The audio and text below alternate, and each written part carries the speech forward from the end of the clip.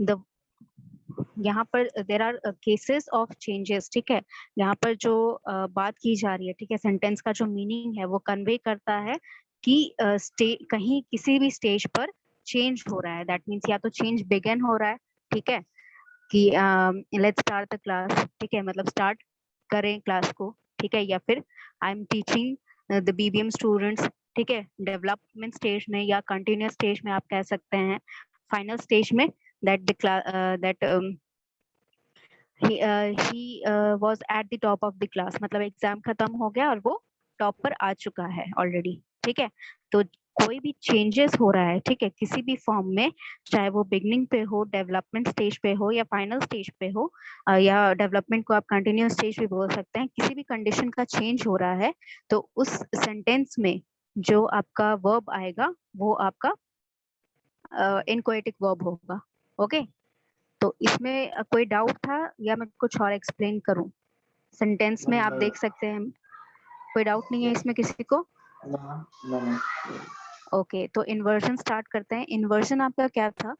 Inversion of statement तब होता है, इन्वर्जन जैसे हम लोग जब ऊपर में ये केसेस पढ़ते हैं, ठीक है, यहाँ पे आप देख रहे हैं कि आपका यहाँ पर क्या आ रहा है, सबसे पहले सब्जेक्ट आ रहा है आपका, ठीक है, subject plus verb plus object, that was your like regular format of your sentence, ठीक है। यूजुअल फॉर्मेट ऑफ सेंटेंस क्या होता है? Subject plus verb plus object.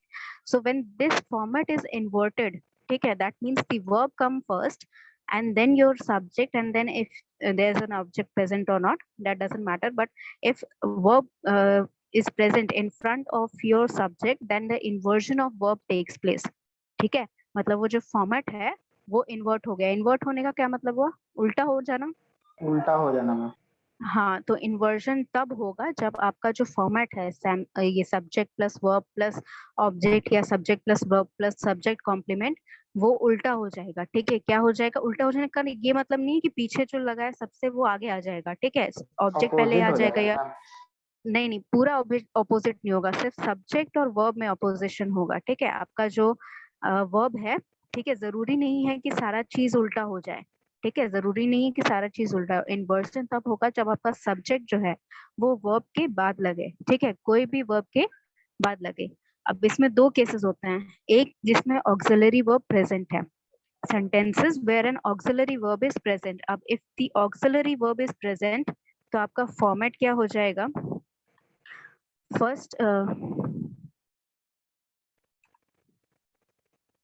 First your auxiliary verb will come, ठीक है, ऑक्सिलरी वर्ब होगा। क्या कर रहे यस प्लीज, आप अपना नॉइज आ रहा है तो आप पीछे से मत करिए, माइक ऑन मत करिए अगर नॉइज हो रहा है तो। Plus your subject. मैम? क्या फिर से एक बार बोल दीजिएगा। Sorry ma'am. हाँ कोई बात नहीं, but try to make it like, अगर आपको क्वेश्चन पूछना है देन आप ऑन कर सकते हैं, अदर देन आप माइक म्यूट रखिए अपना, ठीक है। देन योर मेन वर्ब, ठीक है, ये फॉर्मेट होगा आपका auxiliary verb plus subject plus main verb if auxiliary verb is present in the sentence. कैसे? Never does he go to temple, does is your auxiliary verb, he is your subject, and go is your main verb. Now it may occur that sometimes the verb and auxiliary verb and subject might be separated by some words, ठीक है, हो गया या article हो गया या कोई भी ऐसा वर्ड बीच में आ सकता है, that doesn't reflect this statement, ठीक है।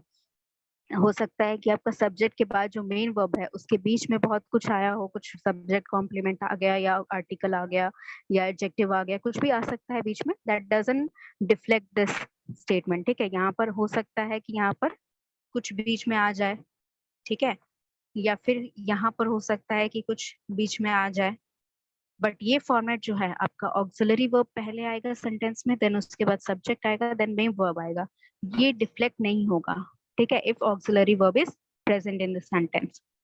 अगर ऑक्सिलरी वर्ब नहीं है सेंटेंस में तो आपका क्या होगा? तब आपका फॉर्मेट होगा main verb plus subject, that means आपका पहले मेन वर्ब आएगा, फिर आपका सब्जेक्ट आएगा, ठीक है। बीच बीच में हो सकता है कि कुछ आ जाए, ठीक है, इससे पहले कुछ आ सकता है, इसके बाद कुछ आ सकता है, डजंट मैटर, बट ये फॉर्मेट रहेगा, इसके बाद ही ये आएगा, मेन वर्ब के बाद ही आएगा। Round the corner went Jacob, went is your main verb and Jacob is your subject. Okay, any doubt in this? No ma'am. Okay, now next आपका इन्वर्जन कहाँ होता है, ठीक है। How would you know? अगर आप मतलब ये फाइंड करने लग जाए कि ऑक्सिलरी वर्ब कहाँ है और सब्जेक्ट कहाँ है और मेन वर्ब कहाँ है, ये सारा चीज आप देखने लग जाए तो बहुत टाइम लगेगा। तो उसके लिए क्या ये पता होना चाहिए आपको, how your sentence is starting, ठीक है। आपका सेंटेंस स्टार्ट कहाँ हो रहा है, या क्या फ्रेजेस या क्या वर्ड्स पाए जाते हैं इन सेंटेंस में जो कि आपको हेल्पफुल हो इस फॉर्मेट को पता लगाने के लिए कि जहां पर इन्वर्जन हो रहा है, ठीक है, वहां पता लगाने के लिए कि इन्वर्जन होना ही चाहिए, ठीक है। ये चीजें जो यूज होती हैं कि if you find these things, ठीक है, ये चीजें अगर आपको सेंटेंसेस में मिल जाए दैट मीन्स आपका इन्वर्जन पक्का हो रहा है सेंटेंस में। ओके, तो these things help how in your examination. मान लीजिए कि आपको सेंटेंस करेक्ट करने के लिए या एरर फाइंड आउट करने का क्वेश्चन आता है, जैसे मैंने वो सैंपल पेपर में करवाया था लास्ट वाला क्वेश्चन, ठीक है, उसमें आपको क्या फाइंड आउट करना यस था, मैम। एरर करेक्शन करना था। तो मान लीजिए एरर कि करेक्शन तक में। हाँ, तो उसमें क्या करना था कि मान लीजिए कि इस टाइप का एक स्टेटमेंट आ गया, ठीक है, उतना ही बड़ा स्टेटमेंट आएगा, एक ही स्टेटमेंट आएगा and it would be divided into 4 और 5 पार्ट्स, जितना भी लंबा या छोटा कर सकते हैं वो अपने हिसाब से। उसमें क्या होगा कि मान लीजिए आपको ये इन्वर्जन होगा, ठीक है, इन्वर्जन का स्टेटमेंट होगा, ये इन चीजों से स्टार्ट हो रहा है, इन सारे फ्रेजेस का, इन सारे वर्ड्स का यूज हो रहा है, but inversion is not taking place, ठीक है, इन्वर्जन नहीं हो रहा है, ठीक है। या फिर मान लीजिए ये जो फॉर्मेट है, इस फॉर्मेट से अलग कुछ आ रहा है, ठीक है, सब मेन वर्ब पहले आ गया, सब्जेक्ट बाद में आ गया, या फिर मेन वर्ब बाद में आ रहा है, ठीक है, या ऑक्सिलरी वर्ब बाद में आ रहा है। तो इससे क्या पता चल जाएगा, अगर आपको पता है कि ये रूल है, ठीक है, ये चीजों से स्टार्ट होगा तो इन्वर्जन होगा ही होगा, तो आप उसको करेक्ट कर सकते हैं तुरंत, ठीक है। If you find these state if this statements are starting with these word, if you find these word in your beginning of the sentence, you can automatically look for the inversion in the sentence, ठीक है। आप तुरंत क्या ध्यान देंगे आप उसमें कि इन्वर्जन ऑफ वर्ब हो रहा है कि नहीं, ठीक है। तो उससे क्या होगा कि आपका टाइम थोड़ा ये बच जाएगा, ठीक है, कि क्योंकि अगर आपको रैंडमली बताया जाए कि क्या एरर निकालना है, ठीक है, तो आप ढूंढते रह जाएंगे कि क्या एरर निकालना है, क्या एरर हो सकता है, ठीक है। अब आपको पता चल गया कि इससे स्टार्ट हो रहा है, तो आप सबसे पहले क्या देखेंगे कि आपका इन्वर्जन हो रहा है या नहीं।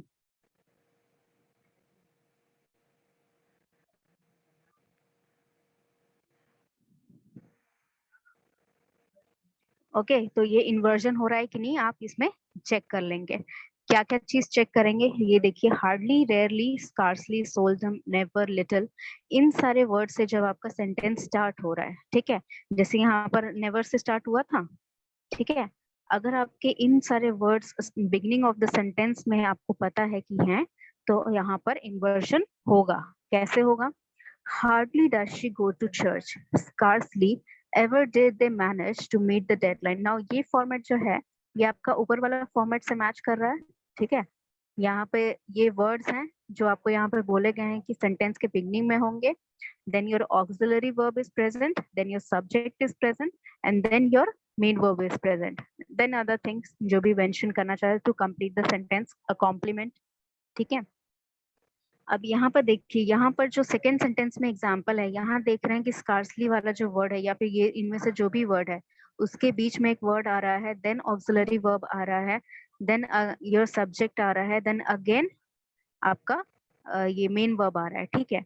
तो जरूरी नहीं है कि आपका कंटिन्यूअस फॉर्मेट में ही रहे, ठीक है। आपको बस फॉर्मेट में क्या चेक करना है कि ये जो है ऑक्सिलरी वर्ब पहले रहे, फिर उसके बाद सब्जेक्ट आए, फिर उसके बाद मेन वर्ब आए, ठीक है। तो scarcely did they manage to met the deadline, तो स्कार्सली से स्टार्ट हो रहा है, हार्डली से स्टार्ट हो रहा है। अच्छा, इन वर्ड्स का मीनिंग क्या होता है, इन सारे वर्ड्स का मीनिंग आपको पता है? इन सारे वर्ड्स का मीनिंग पता है आपको? hardly, rarely, scarcely, seldom, never, little, they are all simile. ठीक है, synonyms you can call them. Synonyms मतलब क्या होता है, similar meaning वाले words.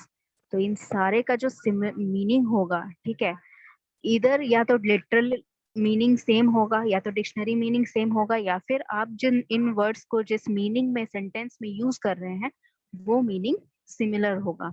अब हार्डली, रेयरली, स्कार्सली, इन सब का मतलब क्या होगा कि मतलब बहुत कम ऐसा होता है. ठीक है, मान लीजिए कि देर आर आपके फैमिली में कोई ऐसा बंदा है, ठीक है, कोई मान लीजिए आपके चाचा हैं या आपके मामा हैं या आपकी मामी हो गई, कोई भी मैम एक फिर से एक ऐसा बार बता मेंबर है. दीजिएगा मैम.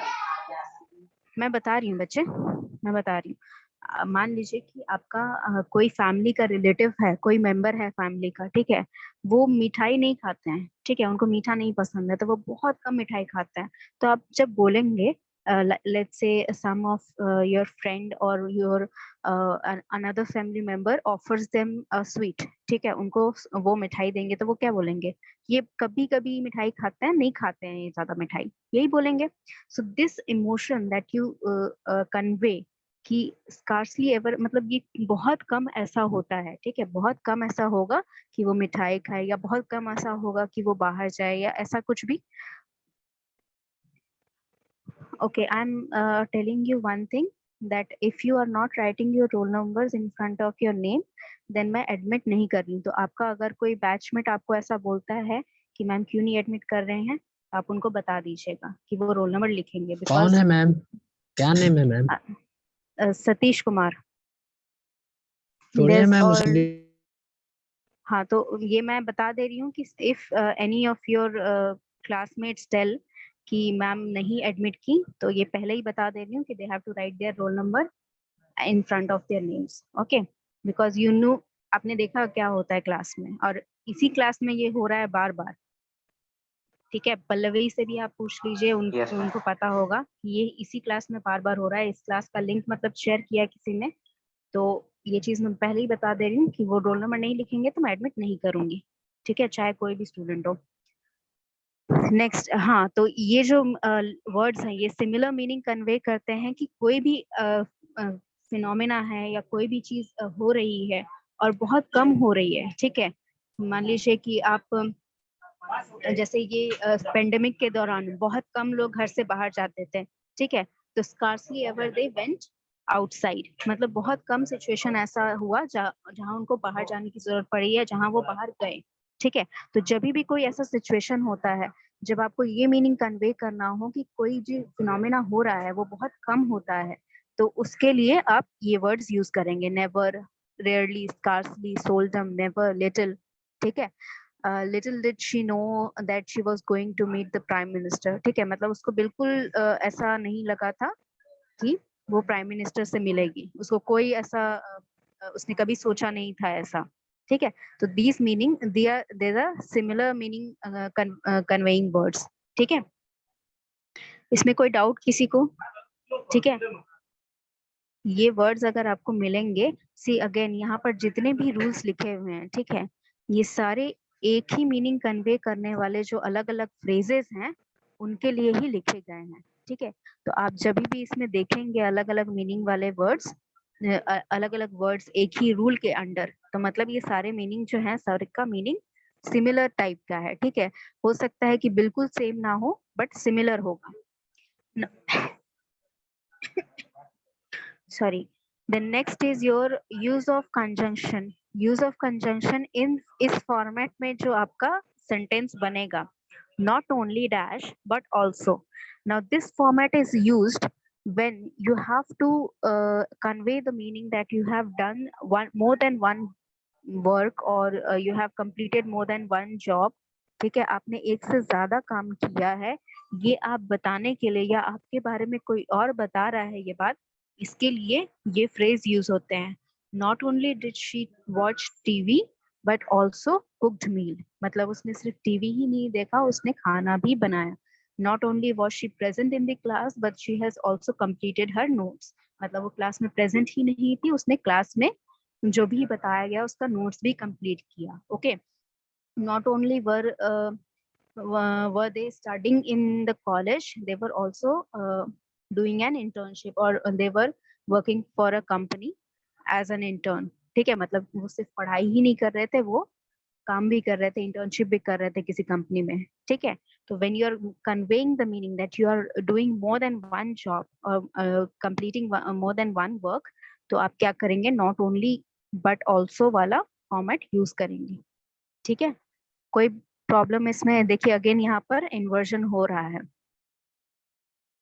इन्वर्जन हो रहा है. डिड आपका ऑक्सिलरी वर्ड है, शी आपका सब्जेक्ट है, and watch and cooked are your main verbs. अब दो मेन वर्ब्स हैं because it is connected by an conjunction. यहाँ पे कंजंक्शन से कनेक्शन हुआ है तो दोनों के लिए सिमिलर मीनिंग लगेगा. ठीक है, दोनों अलग अलग क्यों लगे हैं यहाँ पर? अलग अलग इसलिए लगे हैं क्योंकि दो अलग मैम अलग अंकित को समझ में नहीं आ रहा है ma'am.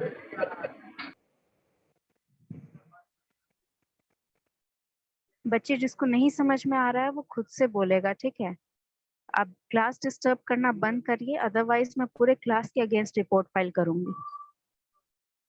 And you literally don't want to do that. ठीक है, क्योंकि ये आप ही के क्लास में डिस्टर्बेंस हो रहा है एंड मुझे ही डिस्टर्बेंस नहीं हो रहा है, बाकी बच्चे भी डिस्टर्ब हो रहे हैं. So if you don't want to Yes, ma'am. Study you can leave the class, but please don't create any disturbance in that. एक तो ऑनलाइन मोड है, ऐसे ही पढ़ाने में बहुत दिक्कत होती है, ऊपर से आप इतना डिस्टर्बेंस क्रिएट करेंगे, जो पढ़ने वाले बच्चे हैं वो भी नहीं पढ़ पाएंगे. नहीं पढ़ना डेली है, होता है मैम इशू. नहीं पढ़ना है, आप मत ज्वाइन करिए. कोई आपको मजबूरी में नहीं कर रहा है करने के लिए कि आपको करना ही है. ठीक है, it's your future, you can care for yourself. I'm not responsible for your future, you are. So if you're not ready to take the responsibility, then you can sit around in your home.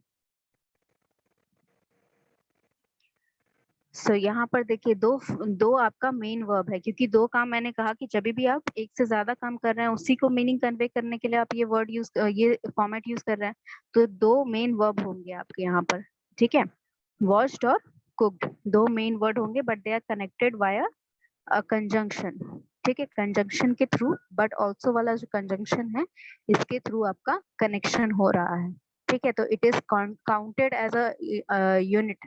ठीक है, एक ही unit count किया जाएगा इसको. कोई doubt इसमें? ये format कब यूज करना है?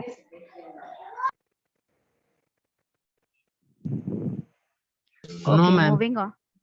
moving on. Inversion of verb. Inversion of verb कहाँ होगा? जब no sooner वाले sentences. No sooner वाले sentences का क्या मतलब होता है?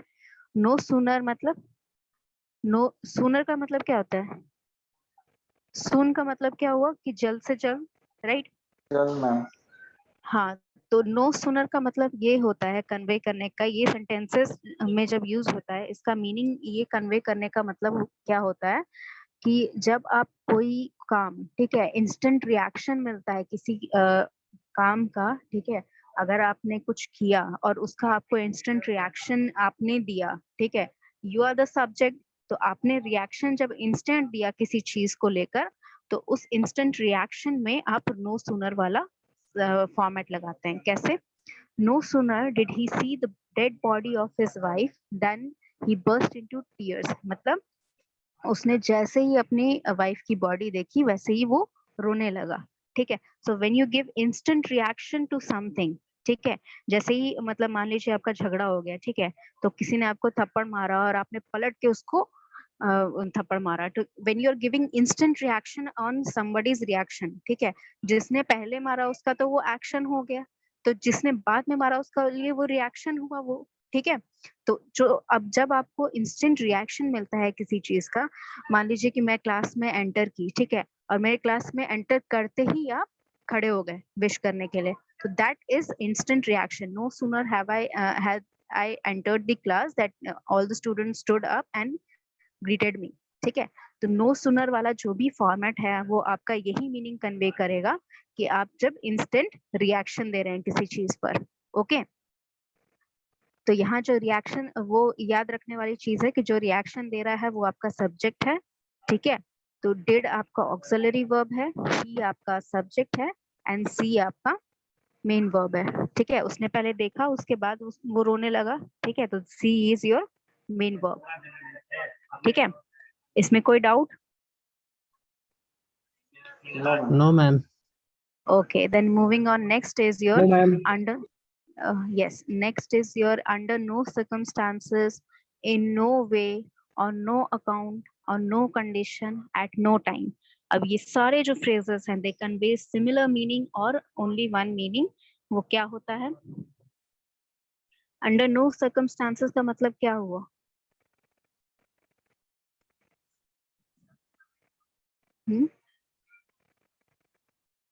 under क्या no ma'am? under no circumstances या in no on no condition का मतलब क्या हुआ? क्योंकि एक का मीनिंग समझ के, that means every phrase conveys similar meaning, ठीक है। ये जितने भी फ्रेजेस हैं, अगर इसमें से एक का भी मतलब आपको पता है तो सारे वही मीनिंग, सिमिलर मीनिंग कन्वे करेंगे आपके। क्या मतलब होता है?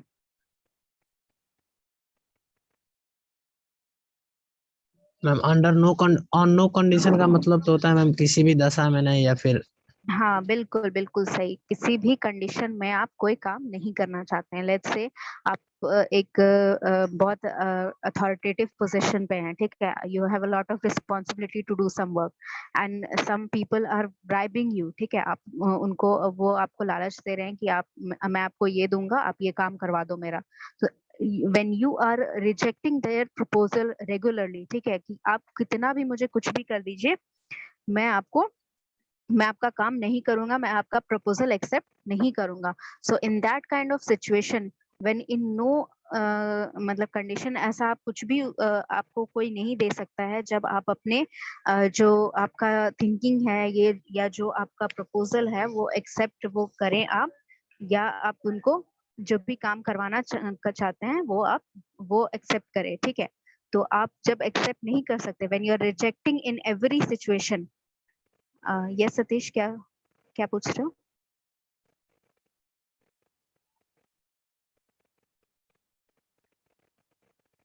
कुछ पूछना है Satish? You have raised your hand.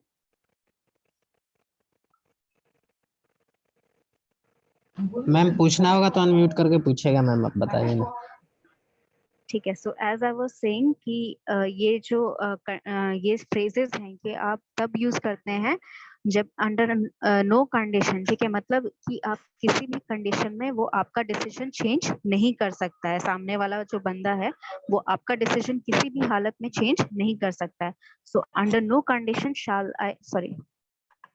shall I accept this proposal? That means कि किसी भी हालत में वो जो स्पीकर है वो ये प्रपोजल जो उसके सामने रखा है वो एक्सेप्ट नहीं करेगा, चाहे वो कितना भी कुछ उसको प्रॉफिट दे दिया जाए या उसको लालच दे दिया जाए, कुछ भी कर लिया जाए, वो उसको प्रपोजल को रिजेक्ट करेगा बार बार, ठीक है।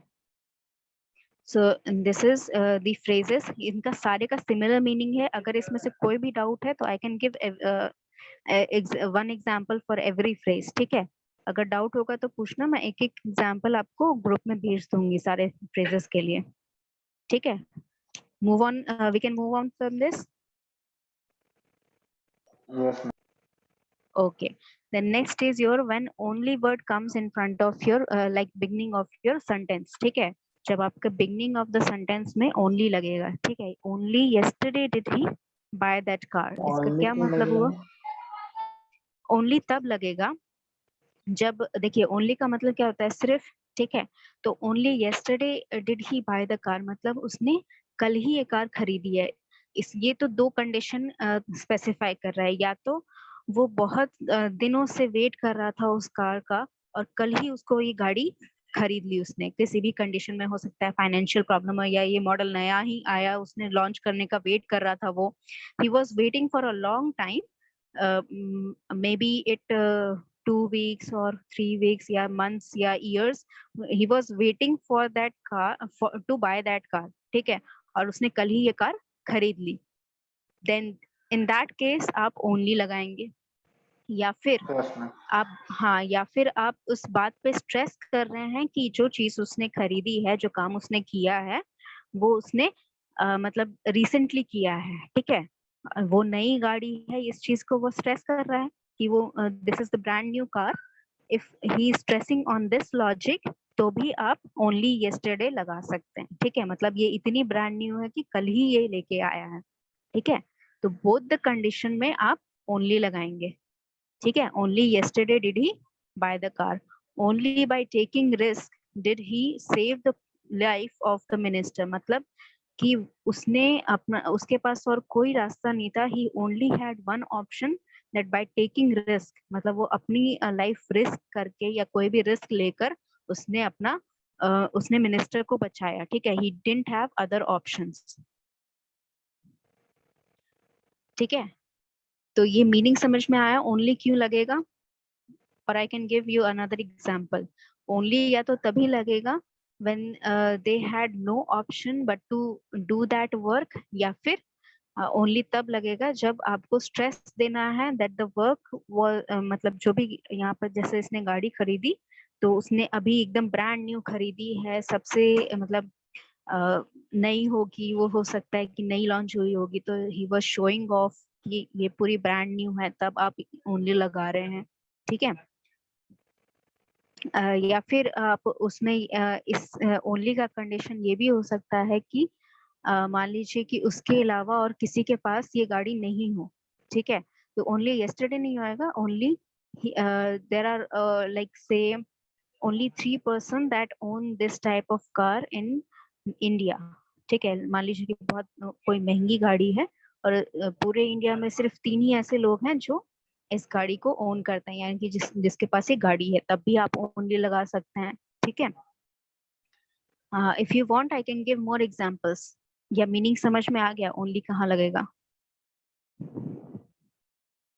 एक बार मैडम फिर समझा दीजिए तो। Yes, ma'am.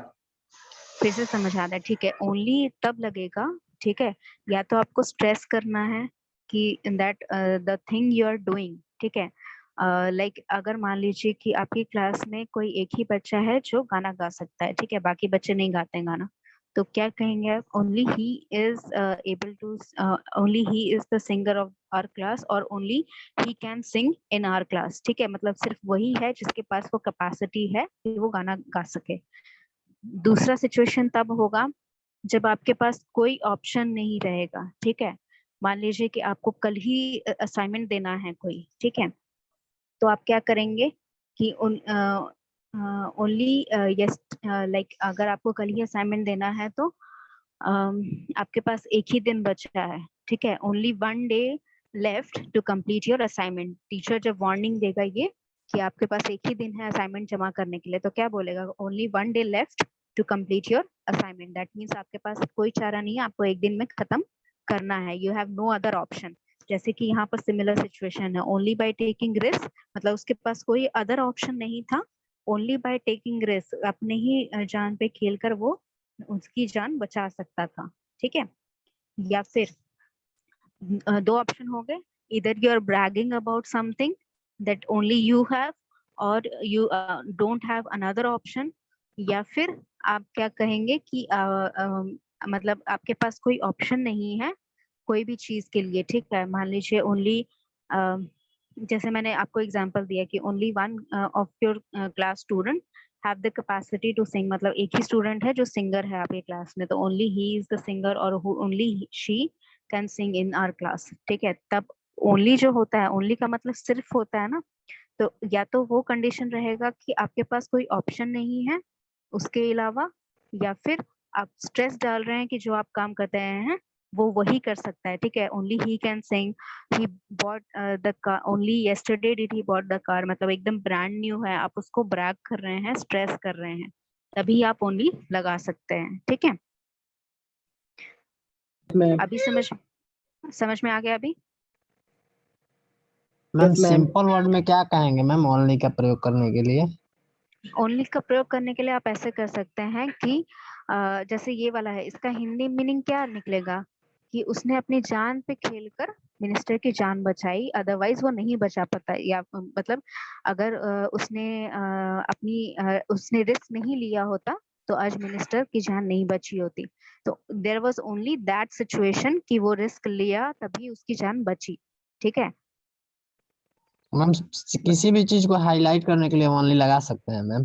हाँ बिल्कुल, जब आप जैसे स्ट्रेस यहाँ पे दे उस रहे हैं कि पर्सन को उसके हाईलाइट कर रहे हैं कि रिस्क लिया। हाँ हाँ हाँ हाँ बिल्कुल, आप स्ट्रेस दे रहे हैं कि उसके पास कोई ऑप्शन नहीं था, उसके पास यही ऑप्शन था कि वो रिस्क लेकर ही उसकी जान बचा सकता था, तो उसने वो काम किया। ठीक है, he has done that work। Yes ma'am, समझ में आ गया।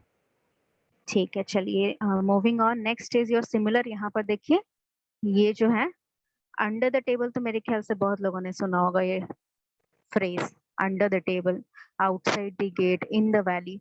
देखिए, ये भले सिमिलर मीनिंग कन्वे ना कर रहे हो, बट ये सारे फ्रेजेस आपका पोजीशन बता रहे हैं। ठीक है, a place where some event has happened. ठीक है, भले लिटरल हो या फिर फिगरेटिव हो। ठीक है, अंडर द टेबल का लिटरल मीनिंग भी होता है, सॉरी, अंडर टेबल का एक लिटरल मीनिंग भी होता है कि टेबल के नीचे कुछ है। ठीक है, या फिर इसका एक फ्रेज मीनिंग है कुछ यस मैम, इलीगल करना। सेक्रेट चीज मैम। हाँ, तो ये कुछ इलीगल करना, तो ये दोनों ही प्लेसेस में मतलब दोनों ही सिचुएशंस में आपको ये बताया जा रहा है कि देयर इज अ प्लेस जहां पर कुछ सिचुएशन हो रहा है। ठीक है, जैसे आप एग्जांपल में देख सकते हैं, in the valley did I see a stranger, मतलब वहां पर उसने एक स्ट्रेंजर को देखा। कहाँ देखा? In the valley. तो there is a place where something happened, कुछ हुआ। ठीक है, तो आप कहाँ हुआ, वो सिचुएशन पहले आएगी, स्टार्टिंग ऑफ द सेंटेंस में रहेगा, जहां पर जो भी इवेंट है वो हुआ। ठीक है, उसके बाद क्या हुआ? Did, auxiliary, I, see, subject and main verb. ठीक है, यहाँ पे भी देखिए, डिड आपका ऑक्सिलरी, ही आपका सब्जेक्ट, बाय आपका मेन वर्ब। सब में सेम फॉर्मेट ही रहेगा। ठीक है, अगर ऑक्सिलरी है तो auxiliary plus subject plus main verb, अगर ऑक्सिलरी नहीं है तो verb plus sorry main verb plus subject. ठीक है, इसमें कोई डाउट इस वाले में? No ma'am. हाँ, इसमें कुछ नहीं है, बस आपको जगह पहले बताई गई है कि कहीं पे कोई इवेंट हो रहा है। In the hall we celebrated the 15th August और इंडिपेंडेंस डे। ठीक है, मतलब कहाँ सेलिब्रेट किया? हॉल में सेलिब्रेट किया। In a banquet we celebrated his 15th birthday, मतलब उसका 15वीं जो जन्मदिन था वो एक बैंक्वेट में हुआ। बैंक्वेट समझते हैं? बैंक्वेट हॉल सुना होगा आपने, जहाँ पर शादियां वगैरह होती हैं, या जो शादी एक बड़ा सा वगैरह, यस हॉल मैम। होता है, हाँ, हॉल, जहाँ पर बहुत सा बड़ा हॉल होता है, वहां पर गेट हॉल इवेंट्स होते हैं। वगैरह मैम। हाँ, इवेंट हॉल होते हैं। तो आपको प्लेस बताना है कहाँ कोई इवेंट हुआ है, वो प्लेस पहले आएगा सेंटेंस में, उसके बाद auxiliary verb plus subject plus main verb वाला सेंटेंस फॉर्म होगा। ओके, चलिए नेक्स्ट आपका हो जाएगा जब ये चीजें आपके सेंटेंस के पहले में आएंगी। अब इसमें दो सिचुएशन होता है। ठीक है, यहाँ पे भी देखिए, आपको प्लेस ही बता रहा है, बट यहाँ पर एग्जैक्ट लोकेशन नहीं बता रहा है। ठीक है, down fell a dozen apple, अब नीचे गिर गए। कहाँ नीचे गिरे? जमीन पे नीचे गिर गए, टेबल के नीचे गिर गए, कहाँ गिरे आपको नहीं पता है। ठीक है, बस आपको पता है कि वो गिर गए, नीचे गिरे हैं। ठीक है, तो there is a very vague sense of placement of your noun. ठीक है, अवे वेंट राम, चला गया राम, कहाँ चला गया नहीं पता। ठीक है, there is no specific location of where he went, बस एक वेग है कि वो यहाँ प्रेजेंट नहीं है, वो चला गया है। ठीक है, दूसरा क्या होता है इसमें सिचुएशन, यहाँ पे एक नोट लिखा है कि when a pronoun is used in as a subject, no inversion takes place in such sentences। आप मान लीजिए कि मैं राम के जगह ही लगा दूं, away went he, ऐसा फॉर्मेट कहीं सुना आपने? ऐसा फॉर्मेट नहीं होता है। हाँ, तो जब ही लगेगा तो ही का सेंटेंस कैसे बनेगा? ही वेंट अवे, तो क्या हो जाएगा? ये उलट जाएगा, इन्वर्जन का फिर से इन्वर्जन हो जाएगा। तो वो क्या हो जाएगा? वो तो नॉर्मल यूजुअल सेंटेंस फॉर्मेट में आ गया, आपका subject plus verb plus your complement. ठीक है, ही वेंट अवे मतलब वो चला गया, तो वो चला गया तो आपका पहले सब्जेक्ट आ गया, तो इन्वर्जन कहाँ हुआ? वो तो यूजुअल सेंटेंस फॉर्मेट में रह गया। तो जब आपका प्रोनाउन रहेगा, ठीक है, राम की जगह ही लग जाए, डजन एप्पल की जगह दे लग जाए, तो क्या होगा? इन्वर्जन नहीं होगा। ठीक है, इन्वर्जन नहीं होगा। यहाँ पर डजन एप्पल मेंशन किया गया है, राम मेंशन किया गया है, तभी आपका ये इन्वर्जन पॉसिबल है, नहीं तो नहीं पॉसिबल था। ओके, इसमें कोई डाउट किसी को? No ma'am.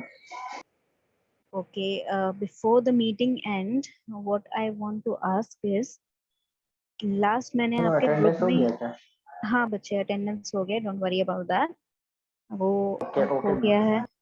हाँ, तो लास्ट मैंने आपके ग्रुप में सैंपल पेपर भेजा था एक, यस मैम। वो सॉल्व हो गया था। कॉम्प्रिहेंशन पैसेज भेजा था क्या? पैसेज पैसेज भेजा था मैंने, ठीक है, तो उसका सोल्यूशन किसी ने किया है? पैसेज का सोल्यूशन? अच्छा, meeting is about to end, so yes before the ma'am meeting किए हैं एंड, मैम। हाँ हाँ, जिसने पैसेज का सोल्यूशन दिया है वो क्या करेगा, मेरे को व्हाट्सएप पे करेगा। सोल्यूशन कैसे लिखना है, क्वेश्चन नंबर लिखना है, ऑप्शन लिखना है, ठीक है, बस उतना मुझे व्हाट्सएप करके भेज दो, ठीक है, then I can check, then फिर उसके बाद नेक्स्ट क्लास